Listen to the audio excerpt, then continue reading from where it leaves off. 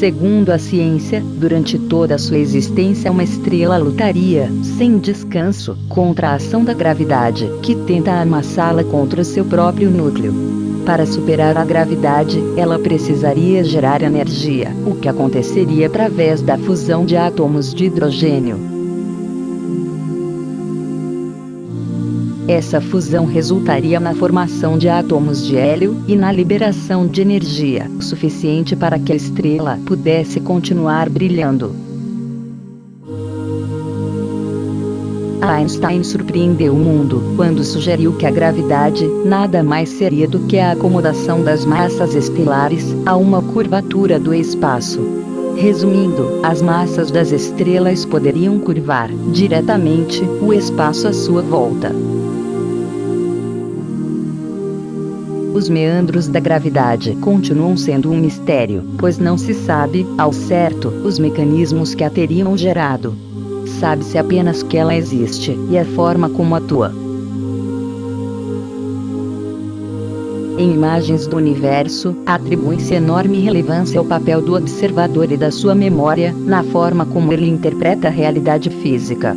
Nesse processo de tradução, a luz e a radiação cósmica são as ferramentas indispensáveis que utilizamos para definir, por exemplo, o sentido da atuação da força da gravidade.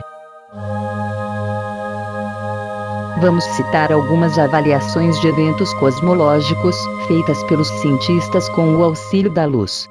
A luz nos permite avaliar a massa e o volume das estrelas, nos dá informações sobre o seu brilho e sobre a sua composição química.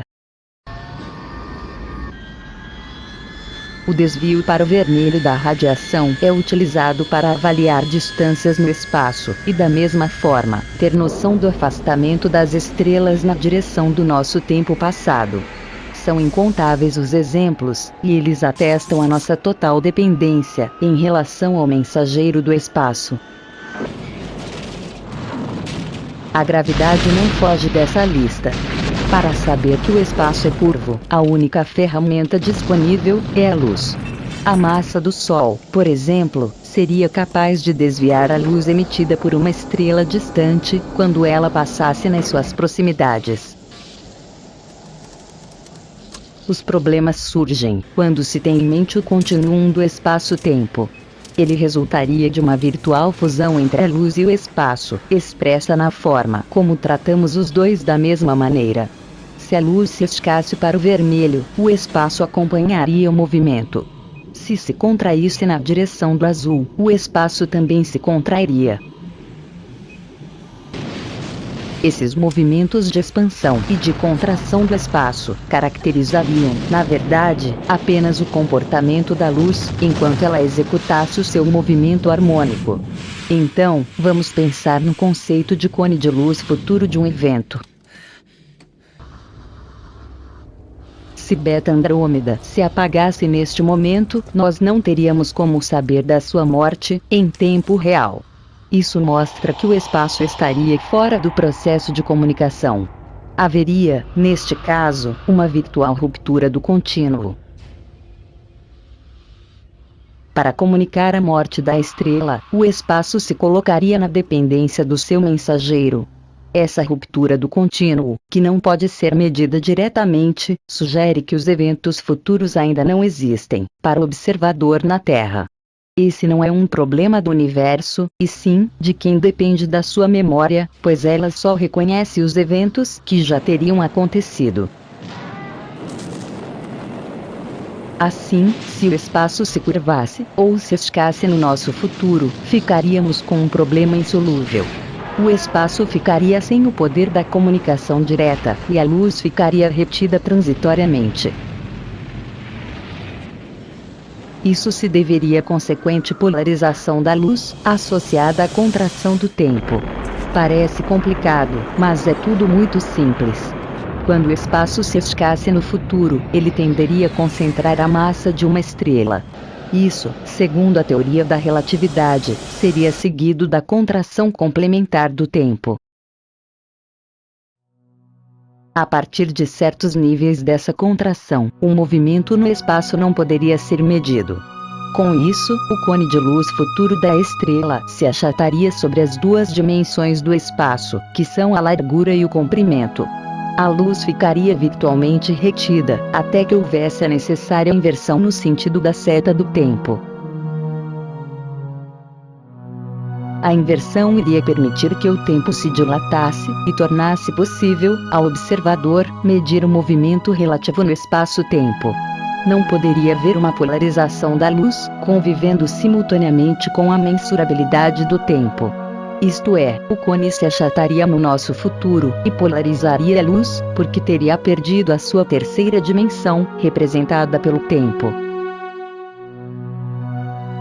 Isso seria válido para o efeito Doppler, que seria uma das aplicações da luz polarizada. O citado efeito, portanto, faria parte de um pacote, embalado anteriormente. A contração do espaço, que vemos no nosso passado acompanhando a gravidade, seria um movimento secundário de acomodação das massas estelares, a uma alteração da geometria do espaço, da qual não se conhece a origem. Como o efeito de curvatura coincidiria com o comportamento harmônico da luz, e não do espaço, poderíamos sugerir que as forças, envolvidas no nosso universo, seriam conservativas, tal como se nota no conjunto massa-mola. Tanto na fase de esticamento da mola, que no caso do espaço, teria acontecido dentro do cone de luz futuro de uma estrela, como na fase da sua contração no interior do espaço-tempo, as forças apontariam sempre para o estado de repouso da mola, sendo este ocupado pelo observador. Isto é, o estado de repouso separaria as duas outras fases, que se tornariam excludentes entre si. Se você vê a mola se esticando, não pode vê-la se contraindo simultaneamente. Essa atuação independente do espaço sobre a luz, no nosso futuro, atesta que, no nosso passado, a gravidade não dependeria diretamente das massas. Assim, a gravidade não poderia ser acusada de ser a causa da implosão de uma estrela, já que se trataria de uma força secundária e de restauração. A sua resultante centrípeta não pode ser somada às outras forças. Ela somente esmagaria a estrela, se o espaço promovesse a geração de inércia num momento anterior, que estivesse colocado no nosso futuro. A inércia dependeria de um aumento da energia potencial elástica, ligada ao esticamento do espaço fora do espaço-tempo. Tudo indica que haveria um estado de equilíbrio entre as fases de expansão e de contração do universo. Se a energia potencial aumentasse sem controle, o universo implodiria sobre si mesmo. Se ela diminuísse demais, o universo iria se expandir para sempre. Isso seria um desastre para a vida inteligente.